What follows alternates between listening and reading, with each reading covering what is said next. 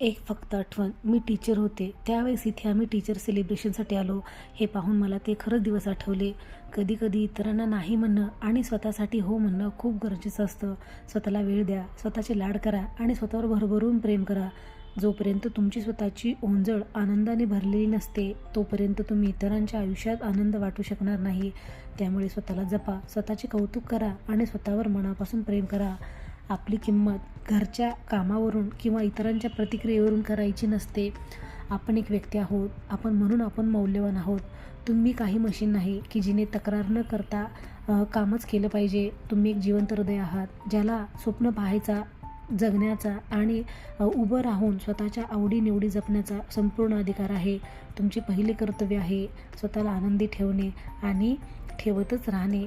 खरंच असा होता कालचा दिवस. तर प्लीज व्हिडिओला लाईक करा, शेअर करा आणि सबस्क्राईब करायला विसरू नका. व्हिडिओ बघितल्याबद्दल धन्यवाद. बाय.